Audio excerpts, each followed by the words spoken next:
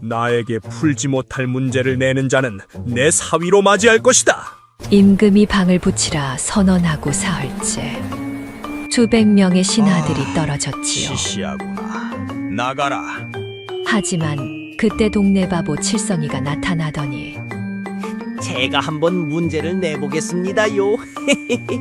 그리고 문제의 정답을 알게 된 임금은 슬픔에 잠겨 통곡을 하였는데 임금의 수수께끼 이야기 지금 시작합니다. 전기수야담을 찾아주셔서 감사합니다. 구독과 좋아요는 사랑입니다. 이야기 한 판 시작해보겠습니다. 옛날 강원도 깊은 산골에 칠성이라는 청년이 살고 있었습니다. 사람들은 그를 칠푼이라 놀렸으나 칠성이는 개의치 않았습니다. 홀어머니를 지극정성으로 모시는 것이 세상에서 가장 중요한 일이었으니까요. 겨울바람이 뼈를 못 낸 어느 날이었습니다. 칠성이는 눈 덮인 산을 헤매고 있었으니 병든 어머니가 산딸기를 드시고 싶다 하셨기 때문입니다. 한겨울에 산딸기란이 있을 리 없었으나 칠성이는 포기하지 않고 온 산을 뒤졌습니다. 발가락이 얼어 감각이 없어졌고 손은 갈라져 피가 났으나 어머니 생각에 아픔조차 느끼지 못했습니다. 해가 질 무렵 칠성이는 빈손으로 집에 돌아왔습니다. 어머니는 누워서 기침을 하고 계셨으니 그 소리가 칠성이의 가슴을 후벼 팠습니다. 어머니, 산딸기를 못 찾았습니다. 죄송합니다. 어머니는 칠성이의 손을 잡고 쓸쓸하게 웃었습니다. 괜찮다. 얘야. 내 마음만으로도 배부르구나. 하나 칠성이는 알고 있었습니다. 어머니의 병이 점점 깊어지고 있다는 것을. 약값은커녕 입에 풀칠하기도 힘든 형편이라는 것을 말입니다. 집에는 쌀 한 톨 남아있지 않았고 가만마저 떨어져 가고 있었습니다. 며칠 후 마을 어귀에 사람들이 모여들었습니다. 칠성이도 궁금하여 가보았으니 한양에서 온 관리가 방을 붙이고 있었습니다. 방에는 이렇게 쓰여 있었습니다. 임금께서 사위를 구하신다. 수수께끼를 내어 임금을 이기는 자에게 옹주를 하사하시리라. 사람들이 웅성거렸습니다. 누가 감히 임금을 이길 수 있겠느냐고. 그것도 수수께끼로 말입니다. 하나 칠성이의 생각은 달랐습니다. 옹주와 혼인하면 큰 돈을 받을 수 있을 것이고 그 돈으로 어머니께 약을 드릴 수 있을 것입니다. 칠성이는 집으로 달려가 어머니께 말씀드렸습니다. 어머니, 제가 한양에 가서 임금의 사위가 되겠습니다. 어머니는 깜짝 놀라 칠성이의 팔을 붙잡았습니다. 무슨 소리냐? 너 같은 촌놈이 어찌 임금을 이기겠느냐? 그건 죽으러 가는 길이다. 어머니, 저는 꼭 금이환양에서 어머니를 호강시켜 드릴 것입니다. 비단 옷도 입혀드리고 따뜻한 방에서 지내시게 하겠습니다. 칠성이의 눈빛은 단호했습니다. 어머니는 아들의 고집을 꺾을 수 없다는 것을 알았으니 눈물을 삼키며 고개를 끄덕였습니다. 그렇게까지 마음먹었다면 어미가 말려도 소용없겠구나. 그날 밤 어머니는 부엌에서 무언가를 만들고 있었습니다. 칠성이가 먹을 양식을 준비하는 것이었으나 어머니의 손은 떨리고 있었습니다. 어머니는 쌀 주먹밥 하나를 정성스럽게 빚었습니다. 그리고 팥을 삶아 또 하나의 주먹밥을 만들기 시작했으니 이번에는 손놀림이 달랐습니다. 어머니는 장롱 깊숙한 곳에서 작은 종이봉지를 꺼냈습니다. 그 안에는 흰 가루가 담겨 있었으니 집에 들어온 쥐를 잡으려고 구해둔 비상이었습니다. 어머니는 눈물을 흘리며 그 가루를 팥주먹밥에 조금씩 섞었습니다. 산길은 험하고 도적도 많다 들었습니다. 만약 아들이 산짐승이나 도적을 만난다면 이것을 던져 목숨이라도 건지라는 어미의 처절한 사랑이었습니다. 다음 날 새벽, 칠성이는 보찜을 꾸렸습니다. 어머니가 부엌에서 나오셨으니 손에는 천으로 싼 주먹밥 2개가 들려 있었습니다. 칠성아, 이리 오너라. 칠성이가 어머니 앞에 무릎을 꿇자 어머니는 떨리는 손으로 주먹밥을 내밀었습니다. 이건 쌀 주먹밥이다. 배고플 때 먹어라. 어머니는 다른 하나를 들어 보이며 말을 이었습니다. 이건 팥 주먹밥인데 쥐약을 섞었으니 절대로 먹으면 안 된다. 알겠느냐? 예, 어머니. 그런데 왜 쥐약을 섞으셨습니까? 산길에는 짐승도 많고 도적도 많다 하지 않느냐. 만약 위험한 놈을 만나면 이 팥 주먹밥을 던져주거라. 그 놈이 먹고 죽을 테니 그 사이 도망쳐라. 칠성이는 어머니의 손을 꼭 잡았습니다. 어머니가 얼마나 자신을 걱정하고 계신지 알 수 있었으니 눈물이 주르륵 흘러내렸습니다. 어머니, 걱정 마십시오. 꼭 살아서 돌아오겠습니다. 명심해라. 쌀 주먹밥은 먹어도 되지만 팥 주먹밥은 절대로 먹으면 안 된다. 반드시 던지기만 하거라. 예, 어머니.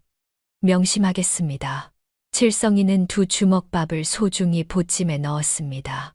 어머니는 칠성이를 끌어안고 한참을 울었습니다. 얘야, 살아서만 돌아오거라. 돈도 옹주도 필요 없으니 제발 살아서만. 예, 어머니. 꼭 돌아오겠습니다. 칠성이는 어머니의 품에서 벗어나 문을 나섰습니다. 뒤돌아보니 어머니가 문지방에 기대어 손을 흔들고 계셨으니 그 모습이 너무나 작고 외로워 보였습니다. 칠성이는 눈물을 참으며 고개를 돌렸습니다. 마당에는 늙은 당나귀 점이가 기다리고 있었습니다. 칠성이가 어릴 적부터 함께한 친구였으니 이번 길도 함께 가기로 했습니다. 점아, 우리 한양까지 가자. 힘들겠지만 참아다오. 점이가 히잉하고 울었습니다. 칠성이는 보찜을 점이 등에 얹고 고삐를 잡았습니다. 겨울 새벽에 찬 공기가 얼굴을 때렸으나 칠성이는 한 걸음 한 걸음 앞으로 나아갔습니다. 마을을 벗어나자 험한 산길이 펼쳐졌습니다. 눈이 쌓인 길은 미끄러웠고 바람은 칼날처럼 살을 베었습니다. 앙상한 나뭇가지가 귀신 손가락처럼 칠성이의 옷자락을 붙잡는 듯 했으나 칠성이는 점이와 함께 묵묵히 걸었습니다. 어머니, 기다리세요. 제가 꼭 약을 사들고 돌아가겠습니다. 칠성이의 목소리가 눈 덮인 산속에 울려 퍼졌습니다. 점이도 히잉하고 울며 칠성이를 따랐으니 주인의 마음을 아는 듯 했습니다. 해가 중천에 떴습니다. 칠성이와 점이는 여전히 산길을 걷고 있었으니 한양은 아직도 멀고 먼 곳이었습니다. 하나 칠성이는 아직 몰랐습니다.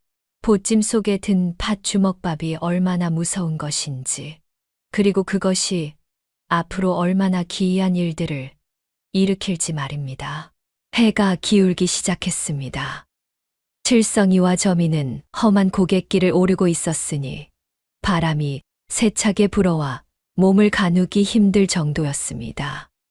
칼바람이 살을 내는 듯 불어왔고 발밑은 얼어붙어 미끄러웠습니다.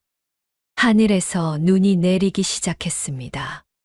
처음에는 가늘게 흩날리던 눈발이 점점 굵어지더니 이내 앞이 보이지 않을 만큼 쏟아졌지요.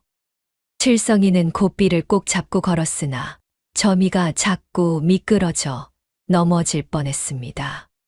점아, 조금만 참아라. 저기 바위 밑에서 쉬었다 가자. 점이가 힘없이 히힝하고 울었습니다. 늙은 당나귀였으니 이런 험한 길을 오르는 것이 얼마나 힘들었겠습니까? 칠성이는 점이의 목을 쓰다듬으며 바위 밑으로 향했으니 그곳은 바람을 피할 수 있는 곳이었습니다. 칠성이는 점이의 등에서 보찜을 내려놓고 주저앉았습니다. 온몸이 얼어붙은 듯 차가웠으니 손가락은 감각이 없었고 발은 시려서 아팠습니다. 점이도 바위 옆에 앉아 숨을 고르고 있었습니다. 점아, 너도 힘들지. 조금만 참자. 한양 가면 좋은 염을 실컷 먹여줄게. 칠성이는 점이와 이야기를 나누듯 혼잣말을 했습니다. 점이는 어릴 적부터 함께한 친구였지요. 칠성이가 5살 때 어미 당나귀가 낳은 새끼였으니 같이 자라며 형제처럼 지냈습니다. 칠성이가 밭을 갈 때도 나무를 할 때도 늘 점이가 함께 했습니다. 칠성이는 점이의 귀를 쓰다듬었습니다. 점이는 고개를 끄덕이는 듯 했으니 칠성이는 미소를 지었습니다. 너무 피곤했던 칠성이는 바위에 기대어 눈을 감았습니다. 잠시만 눈을 붙이고 다시 출발할 생각이었습니다. 얼마나 잤을까요? 칠성이는 점이가 뭔가 뒤적거리는 소리에 눈을 떴습니다. 고개를 돌려보니 점이가 보찜을 코로 밀치며 뒤지고 있었으니 배가 고팠던 것입니다. 점아, 거기 건드리지 마. 칠성이가 황급히 일어났으나 이미 늦었습니다. 점이가 보찜에서 천으로 싼 주먹밥을 꺼내 우적우적 먹고 있었으니 그것은 팥 주먹밥이었습니다. 안 돼, 점아. 칠성이가 달려가 점이의 입을 벌리려 했으나 점이는 이미 주먹밥을 다 삼켜버렸습니다. 칠성이는 가슴이 철렁 내려앉았습니다. 어머니가 그렇게 조심하라 당부하신 것을 말입니다. 하지만 잠시 후 점이가 비틀거리기 시작했습니다. 입에서 하얀 거품이 흘러나왔고 눈은 뒤집혔습니다. 점이는 그 자리에 쓰러지며 발버둥을 쳤으니 내 다리가 허공을 헛디뎠습니다. 칠성이는 점이를 끌어안았습니다. 점아, 점아, 안 돼. 칠성이는 점이의 목을 쓰다듬으며 울었으나 점이는 곧 축 늘어지고 말았습니다. 숨이 끊어진 것입니다. 칠성이는 점이를 끌어안고 통곡했습니다. 어릴 적부터 함께한 친구였으니 형제나 다름없었습니다. 점아, 미안해. 내가 잘못 봤어.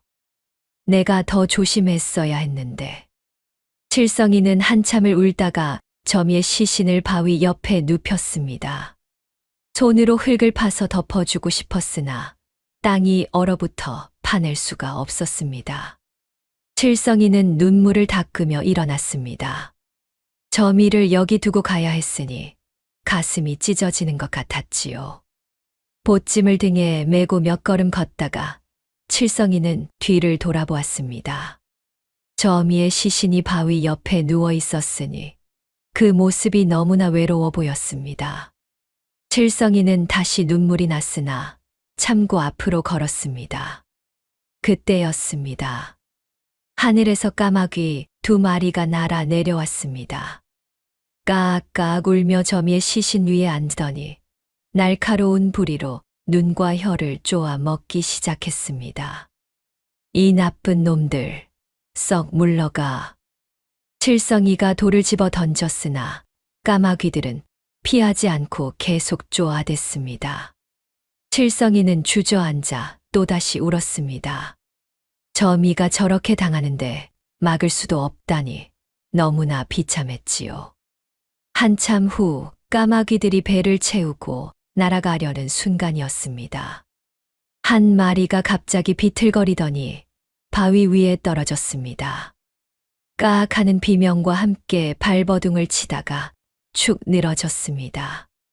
다른 한 마리도 마찬가지였으니 하늘에서 떨어져 땅바닥에 쿵 하고 부딪혔습니다. 칠성이는 눈을 크게 떴습니다. 까마귀 2마리가 점이의 시신 옆에 나란히 죽어 있었습니다. 칠성이는 천천히 다가가 까마귀들을 살펴보았으니 분명히 죽어 있었습니다. 독이 까마귀한테 옮아간 건가? 칠성이는 오싹한 기분이 들었습니다. 점이가 먹은 독 때문에 까마귀들도 죽은 것이 분명했지요. 하지만 동시에 배에서 꼬르륵 소리가 났습니다. 아침부터 아무것도 먹지 못했습니다. 쌀 주먹밥은 아껴두고 싶었으니 배는 점점 더 고파왔습니다. 칠성이는 죽은 까마귀를 바라보며 침을 삼켰습니다. 칠성이는 떨리는 손으로 까마귀를 집어들었습니다. 나뭇가지를 주워 불을 피운 뒤 까마귀를 꼬챙이에 꿰어 구웠습니다. 고소한 냄새가 났으니 배고픈 칠성이에게는 침이 절로 고였습니다. 하지만 칠성이는 먹을 수 없었습니다. 손이 부들부들 떨렸고 무서웠습니다. 까마귀가 독에 죽은 저미를 먹었다면 까마귀에도 독이 남아있을 것입니다. 이걸 먹으면 자신도 저미처럼 될 것입니다. 칠성이는 구운 까마귀를 들고 한참을 망설였습니다. 배는 너무 고팠으나 죽음이 더 무서웠습니다. 만약 이걸 먹고 죽으면 어머니는 어떻게 하십니까? 약값도 마련하지 못한 채 죽을 수는 없었습니다. 못 먹겠다. 무섭다. 칠성이는 고개를 저으며 까마귀 고기를 천에 쌌습니다. 하지만 버릴 수도 없었으니 정말 굶어 죽기 직전이 되면 그때는 어쩔 수 없이 먹어야 할지도 모릅니다. 칠성이는 천에 싼 까마귀를 보찜에 넣었습니다. 점아, 잘 가. 칠성이는 점이의 시신을 한 번 더 바라본 뒤 고갯길을 다시 오르기 시작했습니다. 배는 고팠으나 참을 수밖에 없었지요. 해가 완전히 기울었습니다. 칠성이는 홀로 어둠 속을 걸어갔으니 뒤에서 늑대 울음소리가 들려왔습니다. 칠성이는 발걸음을 재촉했습니다. 밤이 깊어갔습니다. 칠성이는 어둠 속을 걸으며 몸을 떨었으니 추위 때문만은 아니었습니다. 이 고개가 바로 흑호 고개라는 것을 알고 있었기 때문이지요. 마을에서 들은 이야기가 떠올랐습니다. 흑호 고개에는 산적들이 득실거린다고, 관군도 포기한 곳이라고, 그곳을 지나가는 사람은 살아 돌아온 적이 없다고 했습니다. 칠성이는 발걸음을 재촉했으나 길은 어둡고 험하기만 했습니다. 저 멀리 불빛이 보이자 칠성이는 잠시 망설였습니다. 혹시 주막이라도 있을까 싶어 추위에 떨던 몸이 저절로 그리로 향했으니 하룻밤 묵어갈 수 있으면 좋겠다는 생각이었지요. 가까이 다가가자 불빛은 모닥불이었고 그 주위에 7명의 사내들이 둘러앉아 술을 마시고 있었습니다. 칠성이는 본능적으로 뒷걸음질을 치려 했으나 그때 모닥불 옆에 널린 것들이 눈에 들어왔습니다. 피 묻은 옷가지들이었습니다. 여인의 치마폭이 찢어져 있었고 그 옆에는 핏자국이 가득한 남자의 도포가 구겨져 있었습니다. 부러진 비녀와 끊어진 가끈이 흙바닥에 굴러다녔으며 깨진 함지박에는 마른 피가 엉겨붙어 있었지요. 저고리 자락에는 손톱으로 긁은 자국이 있었고 도포 소매는 칼에 베인 듯 갈기갈기 찢어져 있었습니다. 칠성이는 숨이 막혔으니 저것들은 분명 최근 희생자들의 것이었습니다. 산적들이 낄낄거리며 술을 마시고 있었습니다. 어제 그 영감탱이 살려달라고 빌던 꼴이 우습지 않았나? 크크, 딸 살려달라고 무릎 꿇던 것 말이지. 영감 죽이기 전에 딸 앞에서 뭐라고 했더라? 아이고 제발 딸만은 살려달라고 했지. 그래서 딸은 어찌했나? 우리 막내가 재미 좀 보고 계곡에 쳐넣었지. 하하, 영감은 그 꼴 보고 기절하더군. 기절한 농목 치는 게 시원찮더라. 깨워서 다시 죽였어야 했는데 산적들이 박장대소했습니다. 칠성이는 온몸에 소름이 돋았으니 저들은 사람이 아니라 짐승이었습니다. 아니, 짐승보다 못한 악귀들이었지요. 칠성이는 심장이 터질 듯 뛰는 것을 느꼈습니다. 쿵쿵거리는 심장 소리가 너무 커서 저들이 들을까 두려웠습니다. 식은땀이 등줄기를 타고 흘러내렸고 오금이 저려 제대로 서 있기도 힘들었습니다. 숨을 죽여야 했습니다. 칠성이는 입을 손으로 막고 천천히 뒷걸음질을 쳤습니다. 한 걸음, 두 걸음, 천천히 물러나며 칠성이는 숨소리조차 내지 않으려 애썼습니다. 심장은 미친 듯이 뛰었고 온몸이 부들부들 떨렸으나 참았습니다. 세 걸음, 네 걸음 물러나다가 드디어 산적들 시야에서 벗어날 듯 했습니다. 하지만 그때였습니다. 발밑에 마른 나뭇가지가 있었으니 그만 우두둑 소리를 내며 부러지고 말았습니다. 그 소리가 고요한 밤에 얼마나 크게 울렸는지 산적들이 일제히 고개를 돌렸습니다. 이봐라, 저기 누가 온다. 사내 하나가 칠성이를 발견하고 벌떡 일어나자 나머지들이 순식간에 칠성이를 에워쌌습니다. 칠성이는 온몸이 얼어붙었으나 도망칠 수도 없었지요. 두목으로 보이는 사내가 다가왔습니다. 얼굴에는 칼자국이 가득했고 한쪽 눈은 흉터로 찌그러져 있었으며 입에서는 술 냄새가 진동했습니다. 두목이 칼을 빼들어 칠성이의 턱을 들어 올리자 차가운 칼날이 목을 스쳤습니다. 이놈 어디서 왔느냐? 칠성이는 떨리는 목소리로 대답했습니다. 저는 한양으로 가는 길이옵니다. 한양, 크크. 이 한겨울에 한양을 간다고 보찜을 내놔라. 안 그러면 목을 치겠다. 칠성이는 울상이 되어 보찜을 내려놓았습니다. 산적 하나가 보찜을 뒤지기 시작하자 남루한 옷가지가 나왔고 그 밑에서 천에 싼 고기 덩어리가 나왔습니다. 두목, 여기 고기가 있습니다. 산적이 천을 풀자 구운 까마귀 고기에서 고소한 냄새가 났습니다. 산적들의 눈빛이 순식간에 변했으니 며칠을 굶었는지 콧구멍을 벌름거리며 냄새를 맡았습니다. 침을 질질 흘리며 고기를 노려보는 모습이 굶주린 짐승 그 자체였지요. 오, 이거 냄새 좋은데. 며칠 만에 맡아보는 고기 냄새다. 두목, 이놈이 좋은 것을 숨기고 있었습니다. 산적들이 고기 주위로 몰려들었습니다. 서로 더 가까이 가려고 밀치며 냄새를 맡았으니 마치 먹이를 발견한 늑대 같았습니다. 두목이 고기를 낚아채려 하자 칠성이는 황급히 손을 내저었습니다. 안 됩니다.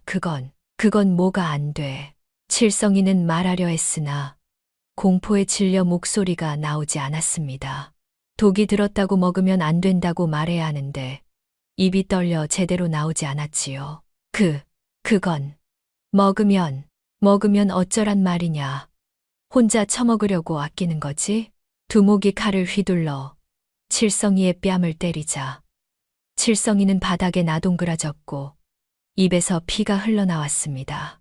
이가 부러지는 느낌이 들었고 뺨이 찢어져 피가 흘렀습니다. 다른 산적이 달려들어 칠성이의 배를 발로 걷어찼습니다. 갈비뼈가 부러지는 소리가 났고 칠성이는 비명을 삼키며 몸을 웅크렸습니다. 숨이 막혔고 눈앞이 하얘졌습니다.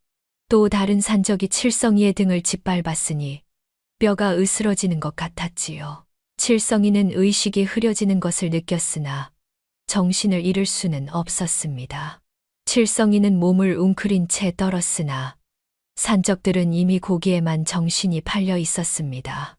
며칠을 굶었는지 군침을 흘리며 고기를 둘러쌌고 두목이 으르렁거렸습니다. 이거 냄새 정말 좋은데 빨리 나눠 먹자. 두목, 제가 먼저 한 입만. 이놈아, 두목이 먼저다. 산적들이 서로 고기를 차지하려고 다투었습니다. 한 산적이 손을 뻗자 다른 산적이 그 손을 쳐냈고 두목이 칼을 들어 위협했지요. 산적 하나가 칠성이의 머리채를 잡아 끌더니 나무에 묶어버렸습니다. 칠성이는 움직일 수조차 없었으니 바닥에 엎드린 채 떨리는 목소리로 말했습니다. 제발, 그건 드시면 시끄럽다. 이놈아, 두목, 이놈은 어찌 하시겠습니까? 고기나 먹고 생각하지 뭐. 배부르면 재미삼아 죽여도 되고. 산적들이 낄낄거리며 모닥불 앞에 둘러앉았습니다. 두목이 칼로 고기를 7조각으로 나누자 산적들은 저마다 한 조각씩 받아들었으니 마치 굶주린 짐승들 같았습니다. 코를 벌렁거리며 냄새를 맡고 침을 질질 흘리는 모습이 참으로 흉측했지요. 칠성이는 나무에 묶인 채 그 광경을 지켜보았습니다. 말하고 싶었으나 입이 떨려 소리가 나오지 않았으니 공포가 온몸을 짓눌러 눈을 감을 수밖에 없었습니다. 자 먹자. 두목의 말이 떨어지자 산적들이 일제히 고기를 입에 넣었습니다.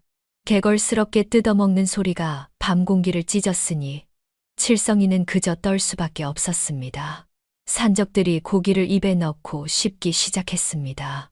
개걸스럽게 뜯어먹는 소리가 밤 공기를 가득 채웠으니 칠성이는 나무에 묶인 채 그 광경을 지켜볼 수밖에 없었습니다. 크아, 이거 맛 좋은데. 두목이 소리치며 고기를 더 크게 베어 물었습니다. 입 주위에 기름이 흘러내렸고 혀를 내밀어 핥아먹는 모습이 마치 굶주린 짐승 같았습니다. 다른 산적들도 앞다투어 고기를 우적우적 씹어댔으니 며칠 굶었는지 눈에 핏발이 서 있었습니다. 두목, 이놈 보찜에 또 뭐 없나 뒤져봅시다. 그래, 이런 맛있는 고기를 숨겼으면 다른 것도 있을 게야. 산적들이 낄낄거리며 칠성이의 봉짐을 더 뒤졌습니다. 남루한 옷가지를 던져버리고 구석구석 뒤지자 천에 싼 주먹밥 하나가 더 나왔습니다. 한 산적이 그것을 낚아채 입에 넣으려 하자 두목이 칼로 그의 손등을 내리쳤습니다. 이놈아, 두목인 내가 먼저다. 피가 흘렀으나 그 산적은 감히 대꾸하지 못하고 손을 움츠렸습니다. 두목이 주먹밥을 집어들려는 순간 옆에서 고기를 먹던 산적 하나가 갑자기 목을 움켜쥐었습니다. 얼굴이 새빨갛게 달아올랐고 눈이 뒤집혔으니 입에서 하얀 거품이 흘러나왔습니다. 그 산적은 바닥을 굴렀고 손으로 목을 긁어댔으나 숨이 막히는 듯 했습니다. 뭐야, 너 왜 그래? 다른 산적이 물었으나 그 자신도 갑자기 배를 움켜쥐고 비틀거리기 시작했습니다. 입에서 신음이 터져나왔고 얼굴이 일그러졌습니다. 배가 뒤틀린다. 순식간에 7명 모두가 바닥에 쓰러져 발버둥을 쳤습니다. 어떤 놈은 목을 긁어대며 비명을 질렀고 또 어떤 놈은 입에서 거품을 토하며 몸을 뒤틀었습니다. 한 산적은 배를 움켜쥔 채 바닥을 굴렀으니 그 모습이 마치 지옥의 망자 같았습니다. 독이다. 두목이 칠성이를 노려보며 기어왔습니다. 칼을 들어 칠성이를 찌르려 했으나 손에 힘이 풀려 칼이 땅에 떨어졌습니다. 두목의 입에서 검붉은 피가 흘러나왔고 눈알이 튀어나올 듯 부릅떴습니다. 이게 새끼. 두목은 그 말을 마지막으로 입에서 더 많은 피를 토하며 쓰러졌습니다. 온몸이 경련을 일으키며 뒤틀렸고 손발이 꺾일 듯 휘어졌습니다. 잠시 후 축 늘어지며 숨이 끊어졌습니다. 다른 산적들도 마찬가지였습니다. 하나는 목을 긁어대다가 손톱에 피가 배어 나왔고 또 하나는 입에서 거품을 토하며 눈이 뒤집혔습니다. 어떤 놈은 땅을 파헤치듯 손톱으로 긁어댔으나 곧 고요해졌습니다. 모두 죽었습니다. 모닥불 주위는 순식간에 피바다가 되었습니다. 7구의 시신이 여기저기 널려 있었고 그들의 입에서는 검은 피가 흘러나와 땅을 적셨습니다. 탐욕스럽게 고기를 뜯어먹던 그 입들은 이제 굳어져 있었고 부릅뜬 눈은 하늘을 향하고 있었습니다. 칠성이는 나무에 묶인 채 그 광경을 멍하니 바라보았습니다. 손발이 얼어붙어 움직일 수 없었으니 온몸이 부들부들 떨렸습니다. 무서웠습니다. 눈앞에서 7명이 고통 속에 죽어가는 것을 지켜본 것입니다. 한참을 그렇게 있다가 칠성이는 정신을 차리고 묶인 밧줄을 풀려 애썼습니다. 이를 악물고 비틀자 밧줄이 조금씩 느슨해졌고 마침내 손이 빠져나왔습니다. 칠성이는 비틀거리며 일어나 산적들의 시신을 피해 보찜을 집어들었습니다. 쌀 주먹밥은 땅에 떨어져 있었습니다. 두목이 집어들려다 놓친 것이었으니 다행히 천에 쌓여 있어 흙이 많이 묻지는 않았습니다. 칠성이는 그것을 주워 조심스럽게 보찜에 넣었습니다. 이제 먹을 것이라곤 이것뿐이었습니다. 칠성이는 모닥불 옆에 주저앉았습니다. 아직도 불은 타오르고 있었으나 그 주위에는 죽음만이 감돌고 있었습니다. 칠성이는 무릎을 끌어안고 중얼거렸습니다. 주먹밥이 놈을 잡았고 칠성이의 목소리는 떨렸습니다. 하나 계속 말을 이어갔으니 마치 무언가를 깨달아가는 듯 했습니다. 그 죽은 놈이 날짐승두를 잡았고 칠성이는 흙바닥에 널린 산적들을 바라보았습니다. 다시 그 둘이 7바퀴를 잡았구나. 이상한 일이었습니다. 어머니가 준 작은 주먹밥 하나가 이렇게 많은 목숨을 앗아간 것입니다. 칠성이는 자신도 모르게 손가락으로 땅바닥에 숫자를 그렸습니다. 하나, 둘, 7. 주먹밥 하나가 당나귀 하나를 죽였고, 당나귀가 까마귀 둘을 죽였고, 까마귀 둘이 산적 7을 죽였습니다. 칠성이는 그 기이한 연결고리를 바라보며 눈을 크게 떴습니다. 무언가 신묘한 이치가 숨어 있는 듯 했으나 무슨 뜻인지는 알 수 없었습니다. 칠성이는 한참을 그렇게 앉아 있다가 천천히 일어났습니다. 이곳에 더 머물 수는 없었으니 산적의 동료들이 올지도 모르는 일이었습니다. 칠성이는 보찜을 등에 메고 어둠 속으로 걸어갔습니다. 뒤를 돌아보니 모닥불이 여전히 타오르고 있었고 그 불빛에 비친 시신들이 그림자처럼 일렁거렸습니다. 칠성이는 고개를 돌려 앞만 보고 걸었습니다. 밤은 아직 깊었으나 칠성이는 멈추지 않았습니다. 무서웠으나 여기서 멈추면 죽을 것만 같았기 때문입니다. 칠성이는 저미를 생각하고 어머니를 생각하며 한 걸음 한 걸음 나아갔습니다. 새벽녘이 되자 하늘이 조금씩 밝아왔습니다. 칠성이는 여전히 걷고 있었으니 흑호 고개를 벗어나려면 아직 멀었습니다. 하지만 이제 산적들은 없었습니다. 칠성이를 위협하던 악귀들은 모두 죽었습니다. 어머니, 저는 살았습니다. 제가 꼭 한양에 가겠습니다. 칠성이의 목소리가 새벽 공기를 타고 흩어졌습니다. 해가 떠오르기 시작했으니 새로운 하루가 밝아오고 있었습니다. 해가 중천에 떴을 무렵 칠성이는 험한 산길을 계속 올라가고 있었습니다. 흑호 고개를 벗어나긴 했으나 길은 더욱 험해졌으니 바위가 날카롭게 솟아있고 길은 점점 좁아졌습니다. 얼마를 더 올라가자 앞이 탁 트였습니다. 칠성이는 그 자리에 우뚝 멈춰 섰으니 눈앞에 펼쳐진 광경에 숨이 막혔기 때문입니다. 깎아지른 절벽이 양쪽으로 벌어져 있었고 그 사이를 잇는 것은 오직 썩은 동아줄 다리뿐이었습니다. 아래를 내려다보니 천길 낭떠러지였으니 바닥은 보이지도 않고 안개만 자욱했습니다. 바람이 불 때마다 다리가 끼익끼익 소리를 내며 흔들렸습니다. 이걸 건너야 한단 말인가. 칠성이는 다리 앞에 서서 망설였습니다. 동아줄은 여기저기 끊어져 있었고 나무 발판은 썩어서 구멍이 숭숭 뚫려 있었으니 한 발만 잘못 디디면 그대로 낭떠러지로 떨어질 것입니다. 하지만 돌아갈 수는 없었습니다.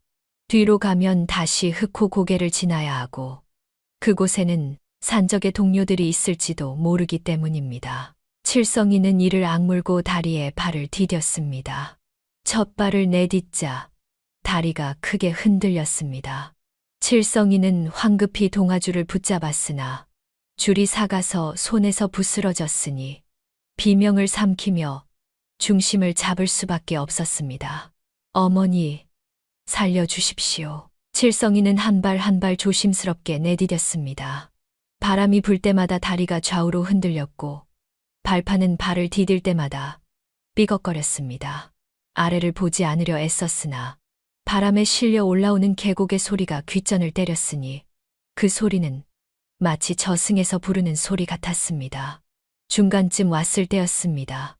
칠성이가 발을 디딘 발판이 우두둑 소리를 내며 금이 가자 칠성이는 재빨리 다음 발판으로 뛰어넘었습니다. 그 순간 보찜에서 무언가 떨어져 나갔습니다.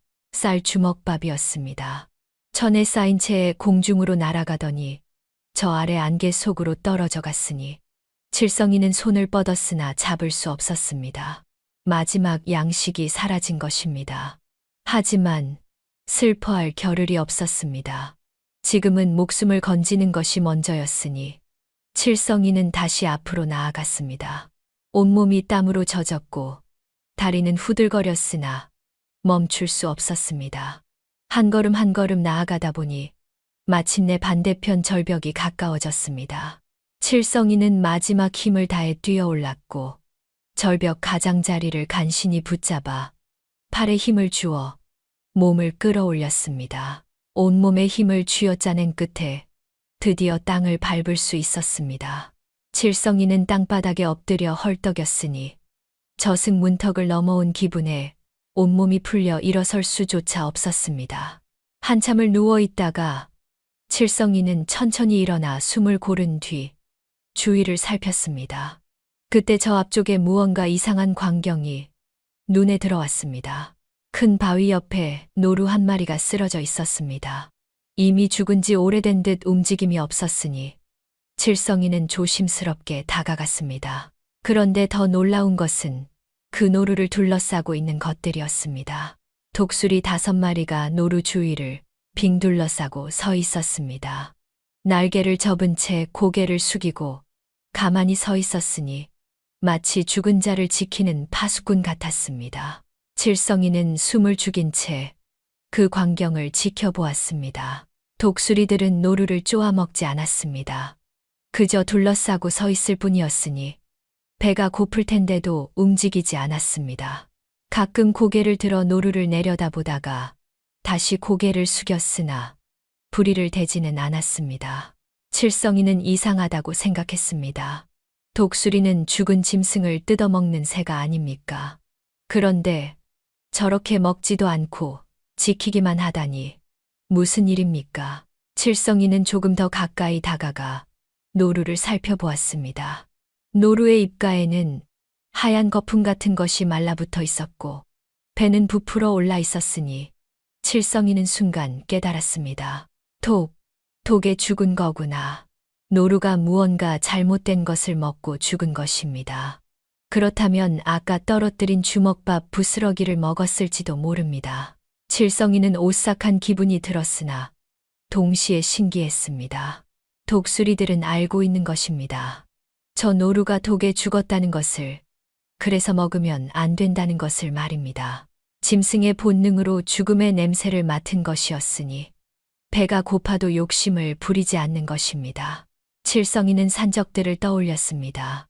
그들은 욕심에 눈이 멀어 독이 든 줄도 모르고 고기를 개걸스럽게 뜯어 먹었습니다. 입에 기름이 흐르도록 먹어댔고 서로 더 먹으려고 다투기까지 했으니 결국 모두 죽고 말았습니다. 하지만 저 독수리들은 달랐습니다.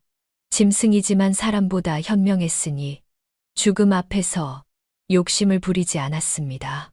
마치 효자가 부모의 시신 앞에서 고개 숙이고 서 있듯 저 독수리들도 그렇게 노루를 지키고 있었습니다. 칠성이는 독수리들을 바라보며 중얼거렸습니다. 참으로 기이하구나. 짐승이 사람보다 낫구나. 죽은 놈 하나를 산놈 5이 제사 지내는구나. 칠성이는 그 말을 되뇌며 천천히 그곳을 벗어났습니다. 독수리들은 여전히 움직이지 않았으니 칠성이가 지나가도 날아가지 않았습니다. 마치 저들의 의무를 다하는 듯 했습니다. 칠성이는 걸으면서 생각했습니다. 어머니가 준 떡이 놈을 잡았고 그 죽은 놈이 날짐승 2를 잡았고 다시 그 둘이 7 앞귀를 잡았습니다. 그리고 이제 5이 하나를 지키고 있습니다. 이 모든 것이 무슨 뜻일까요? 칠성이는 알 수 없었습니다. 하지만 한 가지는 확실했으니 이것은 분명 하늘이 보여주는 무언가라는 것입니다. 한양에 가면 이 이야기를 해야겠구나. 칠성이는 속으로 말을 정리했습니다. 어미가 준 떡이 놈을 잡고 그 놈이 2를 잡고 둘이 7을 잡았으며 하늘 다리 건너니 하나를 5이 제사 지낸다고 말입니다. 이것이 수수께끼가 될 수 있을까요? 칠성이는 확신할 수 없었으나 이것밖에 없었습니다. 글도 모르고 학문도 모르는 자신이 임금 앞에 설 수 있는 것은 오직 이 기이한 이야기뿐이었습니다. 칠성이는 그렇게 중얼거리며 산길을 내려가기 시작했습니다. 한양은 이제 멀지 않았습니다. 며칠 후 칠성이는 마침내 한양에 도착했습니다. 높은 성곽과 화려한 기와 집들이 즐비했으니 산골에서 자란 칠성이에게는 모든 것이 신기했습니다. 사람들은 비단 옷을 입고 거리를 활보했고 온갖 물건을 파는 상점들이 늘어서 있었습니다. 칠성이는 궁궐로 향했습니다. 이미 소문이 퍼졌는지 많은 사람들이 궁궐 앞에 모여 있었으니 모두 임금의 사위가 되려는 이들이었습니다. 선비들은 도포를 단정히 차려입고 책을 들고 있었고 무사들은 칼을 차고 당당히 서 있었습니다. 칠성이는 그들 사이에서 초라하기 짝이 없었습니다. 옷은 여기저기 찢어져 있었고 얼굴은 때로 까맣게 물들어 있었으며 머리는 산발이 되어 있었지요. 사람들이 칠성이를 보며 코를 막았습니다. 저게 뭐야? 거지가 왜 여기 왔어? 바하, 임금의 사위가 되겠다고. 저런 놈이. 사람들이 낄낄거리며 웃었으나 칠성이는 개의치 않았지요. 어머니를 생각하면 이런 비웃음쯤은 아무것도 아니었으니까요. 드디어 궁궐문이 열리자 사람들이 하나씩 안으로 들어갔습니다. 칠성이도 그 뒤를 따라 들어가니 넓은 전각이 펼쳐졌습니다. 높은 용상 위에 임금이 앉아 있었고 양쪽에는 신하들이 도열해 있었습니다. 임금은 30대쯤 되어 보이는 사내였으나 눈빛이 날카롭고 입가에는 비웃음이 어려 있었습니다. 책을 쌓아놓고 하품을 하며 사람들을 내려다보았으니 지루하다는 표정이 역력했지요. 자, 누가 먼저 나서겠느냐? 한 선비가 앞으로 나섰습니다.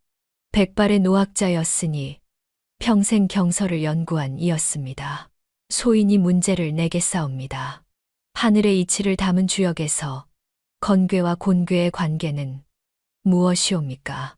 임금은 코웃음을 쳤습니다. 건은 하늘이요 고는 땅이니 양과 음의 조화로다. 건은 강건함을 상징하고 고는 유순함을 상징하니 이 둘이 합하여 만물을 낳는 것이 주역의 이치다. 이런 것도 문제라 하느냐. 노학자는 얼굴이 새빨개져 물러났습니다. 다음 선비가 나섰으나 그 역시 털리기는 마찬가지였지요. 맹자에서 말하는 왕도 정치의 핵심은 무엇이옵니까? 백성을 어버이처럼 사랑하고 인의의 질을 실천하는 것이지. 맹자는 백성이 귀하고 사직이 그 다음이며 임금은 가볍다고 했으나 그것은 백성을 위한 임금의 도리를 말한 것이다. 다음 선비가 또 물러났습니다. 임금은 하품을 하며 손을 흔들었으니 이미 10여 명을 털어낸 뒤였습니다. 지루하기 짝이 없었지요. 지루하구나. 다음 사람. 칠성이가 앞으로 나서자 사람들이 웅성거렸습니다. 칠성이의 행색이 너무나 초라했기 때문이지요. 신하 하나가 코를 막으며 소리쳤습니다. 전하, 저런 거지를 드릴 수는 없사옵니다. 임금이 칠성이를 보며 눈살을 찌푸렸습니다. 내 놈은 딱 봐도 글 한자 모르게 생겼는데 무슨 문제를 내겠다는 게냐. 목숨이 아깝거든 썩 물러가라. 칠성이는 고개를 들어 임금을 바라보았습니다. 그 순간 칠성이의 눈빛이 변했으니 방금 전까지의 주눅든 모습이 사라지고 산적대를 죽이고 온 그날의 서늘한 기억이 눈에 어렸습니다. 칠성이가 또박또박 말했습니다. 전하, 소인의 문제는 글에 있는 것이 아니오라 길에 있는 것이옵니다. 들어보시렵니까? 임금이 흥미로운 듯 몸을 앞으로 기울였습니다. 길에 있다니? 좋다. 말해보거라. 칠성이는 한숨을 깊이 들이쉰 뒤 천천히 입을 열었습니다. 그 목소리는 낮았으나 또렷했으니 전각 안의 모든 사람들이 숨을 죽이고 들었습니다.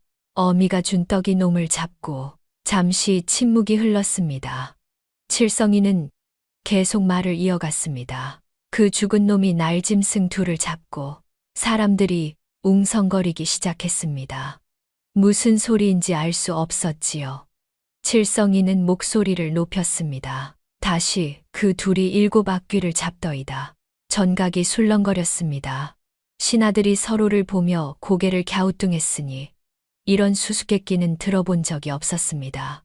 칠성이는 잠시 멈췄다가 임금의 눈을 똑바로 쳐다보며 마지막 말을 했습니다.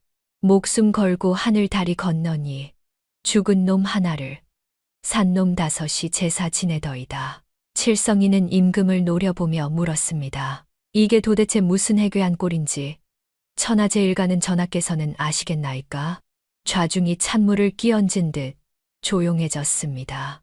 임금의 표정이 굳어졌으니 눈썹이 꿈틀거리고 입술이 떨렸습니다. 떡이 놈을 잡는다니, 죽은 놈이 산 놈을 잡는다니, 제사를 지낸다니. 이것은 그 어떤 경전에도 시문에도 없는 난해하고 기괴한 문장이었습니다.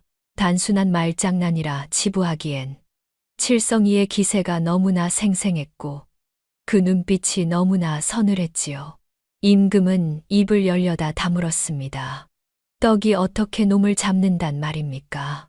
놈이 죽었는데 어떻게 둘을 잡습니까? 산 놈이 죽은 놈에게 제사를 지낸다는 것은 또 무슨 뜻입니까? 신하들이 웅성거렸습니다. 누군가 나서서 답을 말하려 했으나 입을 열지 못했습니다. 아무도 알 수 없었지요. 임금은 이마에 땀이 송글송글 맺히는 것을 느꼈습니다. 평생 책을 읽으며 공부한 자신이, 천하의 학자들을 모두 이긴 자신이 저런 촌놈의 말을 알아듣지 못한다니 말입니다. 무슨 소리냐? 임금의 목소리가 떨렸습니다. 칠성이는 조용히 서 있었으니 대답하지 않았습니다. 임금이 다시 물었습니다. 떡이 어찌 놈을 잡는단 말이냐? 죽은 놈이 어찌 산 놈을 잡는단 말이냐? 칠성이는 고개를 숙였습니다. 전하께서 답을 아시면 소인에게 말씀해 주시옵소서. 그러면 소인이 물러가겠나이다. 임금은 입을 다물었습니다. 대답할 수 없었기 때문이지요. 신하들도 모두 침묵했으니 전가가는 고요했습니다. 임금은 손을 들어 이마를 짚었습니다. 식은땀이 흘러내렸으니 평생 처음 느끼는 당혹감이었지요.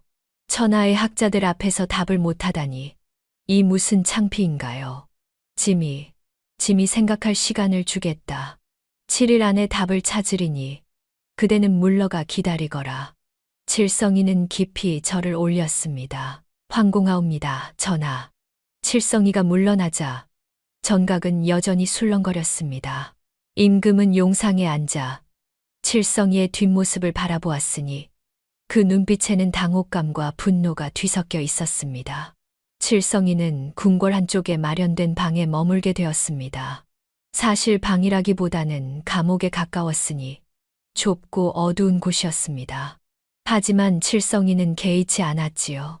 산적들의 칼 앞에서 목숨을 건진 것에 비하면 이곳은 천국이었으니까요.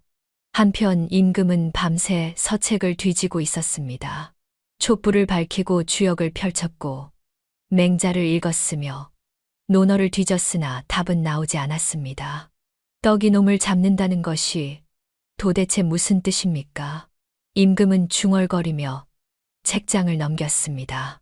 혹시 은유적인 표현인가요? 떡이 독을 의미하는 것인가요? 아니면 놈이 짐승을 뜻하는 것인가요? 하지만 아무리 생각해도 알 수 없었지요. 새벽녘에 임금은 신하들을 불러 물어보았습니다. 좌의정이 나서서 떡이 부패하여 놈을 죽인 것이라 했고 우의정은 놈이 떡을 먹다 체한 것이라 했으나 모두 억지였습니다.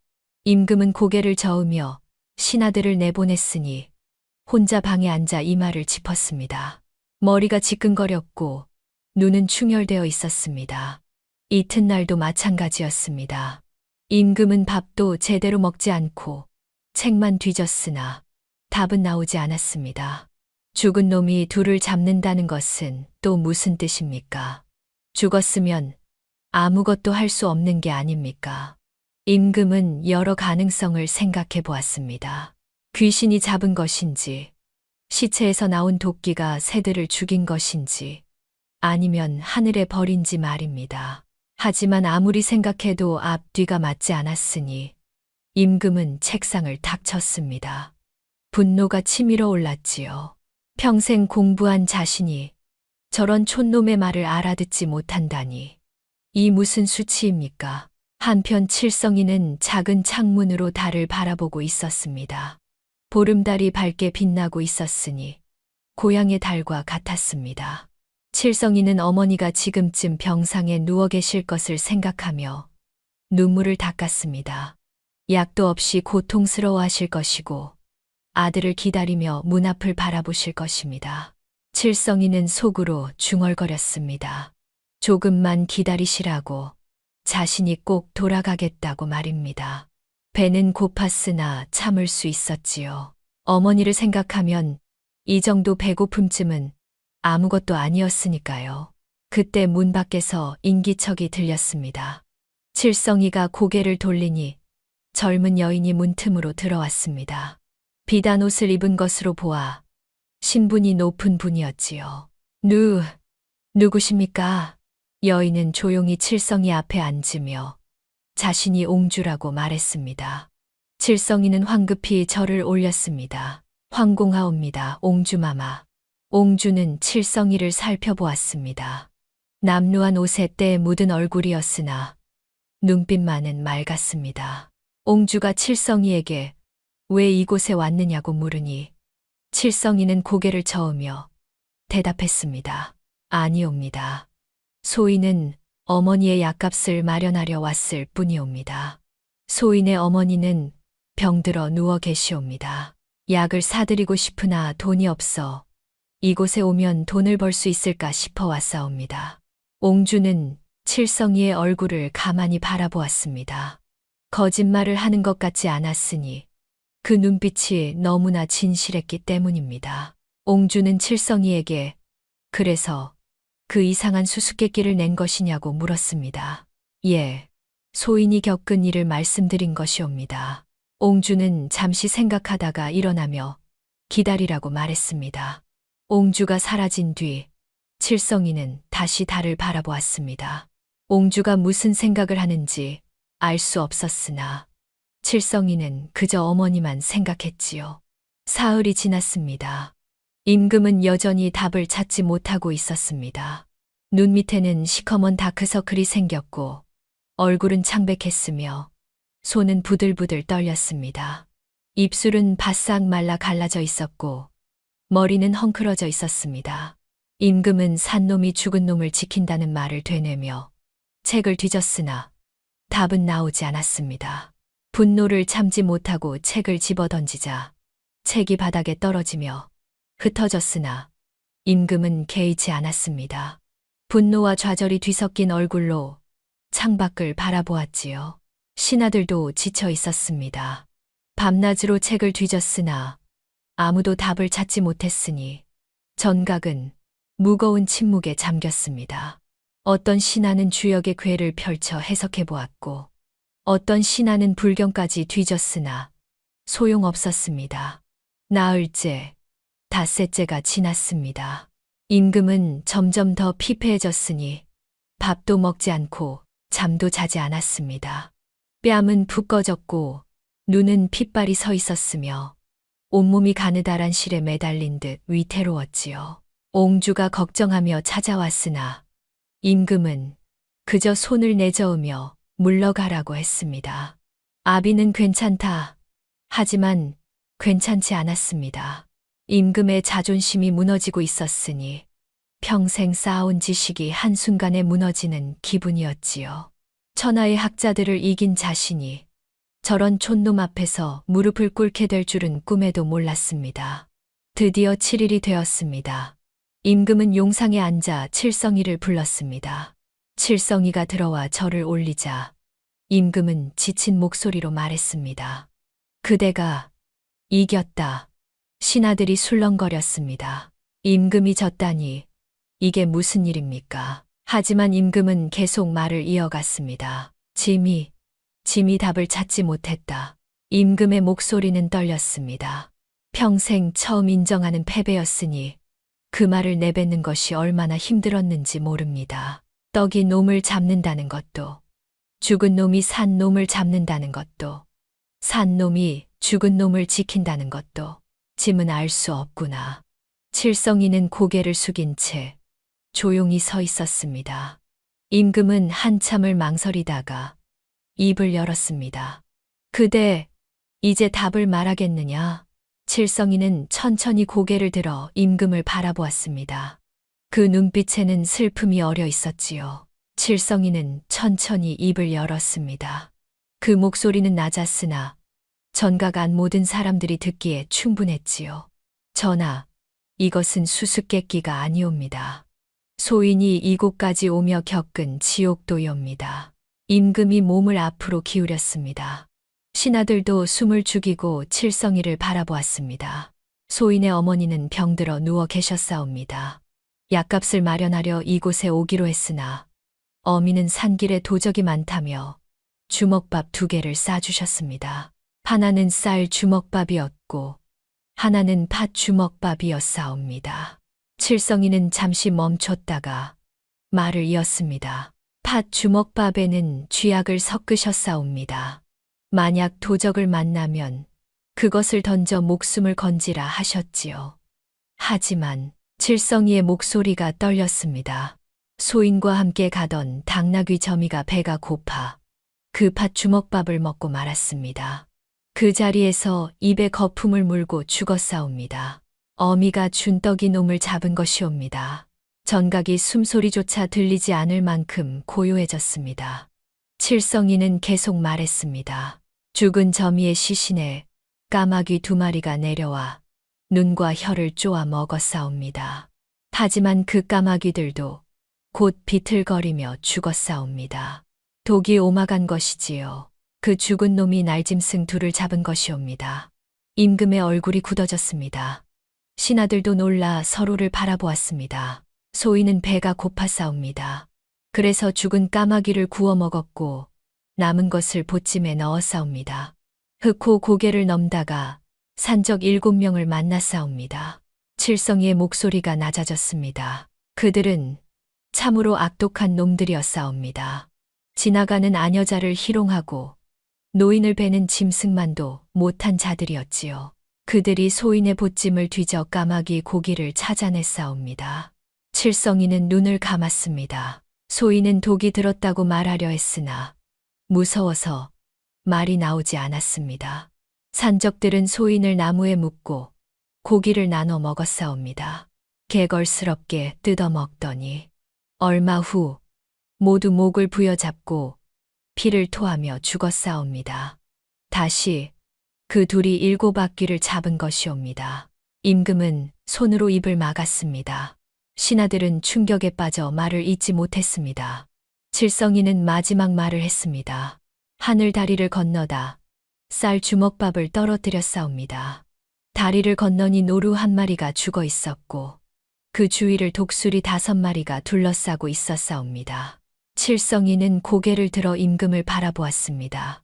독수리들은 배가 고팠을 터인데도 노루를 쪼아 먹지 않았사옵니다. 그저 고개를 숙이고 지키고만 있었지요.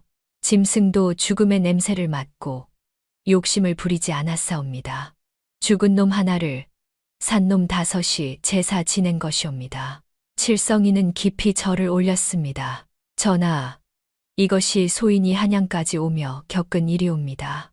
가난한 백성은 굶주림에 짐승을 잃고 산적은 욕심에 죽고 짐승조차 사람보다 현명한 것이 소인이 본 세상이옵니다. 임금은 용상에 앉아 칠성이를 바라보았습니다. 눈가가 붉어졌고 손이 떨렸습니다. 칠성이의 이야기는 단순한 수수께끼가 아니었습니다. 그것은 백성들의 처절한 삶 그 자체였지요. 임금은 천천히 용상에서 내려왔습니다. 신하들이 놀라 말리려 했으나 임금은 손을 들어 제지했습니다. 임금은 칠성이 앞에 서서 그의 손을 잡았습니다. 짐이 잘못 보았구나. 임금의 목소리가 떨렸습니다. 짐은 궁궐 안에서 책만 읽으며 백성의 아픔을 몰랐다. 산적이 득실거리는 줄도, 백성이 굶주리는 줄도, 어미가 자식을 위해 독약을 주먹밥에 넣는 줄도 몰랐다. 임금은 눈물을 흘렸습니다. 천하의 임금이 백성 앞에서 눈물을 보이는 것은 전무후무한 일이었지요. 그대는 짐에게 수수께끼를 낸 것이 아니라 백성의 삶을 보여준 것이구나. 칠성이도 눈물을 흘렸습니다. 전하, 임금은 칠성이의 어깨를 붙잡았습니다. 짐의 사위가 되어다오. 그리고 짐 곁에서 백성의 목소리를 전해다오. 책으로는 알 수 없는 진짜 백성의 아픔을 말이다. 며칠 후 궁궐에서 혼례가 열렸습니다. 칠성이는 비단옷을 입고 옹주와 혼인했으니 옹주는 칠성이를 보며 환하게 웃었습니다. 칠성이도 수줍게 웃었지요. 혼례가 끝난 뒤 칠성이는 임금께 청했습니다. 어머니를 모셔오게 해달라고 말입니다. 임금은 흔쾌히 허락했고 사람을 보내 칠성이의 어머니를 모셔왔습니다. 어머니는 가마에서 내려 칠성이를 보자 그 자리에 주저앉아 울었습니다. 칠성아, 네가 살아 돌아왔구나. 칠성이는 어머니를 끌어안고 울었습니다. 예, 어머니, 제가 돌아왔습니다. 이제 약도 드시고 따뜻한 곳에서 지내실 수 있습니다. 어머니는 칠성이의 얼굴을 쓰다듬으며 눈물을 흘렸습니다. 비단 옷을 입은 칠성이를 보았으나 어머니 눈에는 여전히 어린아이 같은 아들이었지요. 그 후 칠성이는 임금의 곁에서 백성의 목소리를 전하는 신하가 되었습니다. 그를 몰라도 학문이 없어도 칠성이는 백성의 아픔을 누구보다 잘 알았습니다. 임금은 칠성이의 말을 듣고 백성을 위한 정책을 펼쳤으니 흑호고개의 관군을 보내 산적을 소탕했고 가난한 백성들에게 곡식을 나눠 주었습니다. 사람들은 칠성이를 바보 재상이라 불렀습니다. 글도 모르고 학문도 없는 재상이라는 뜻이었지요. 하지만 백성들은 칠성이를 사랑했습니다. 자신들의 아픔을 아는 유일한 재상이었으니까요. 칠성이는 평생 어머니를 모시며 살았고 옹주와 행복한 삶을 꾸렸습니다. 그리고 죽는 날까지 백성들의 목소리를 임금께 전했습니다. 이것이 바로 하늘이 낸 효자 칠성이의 이야기랍니다.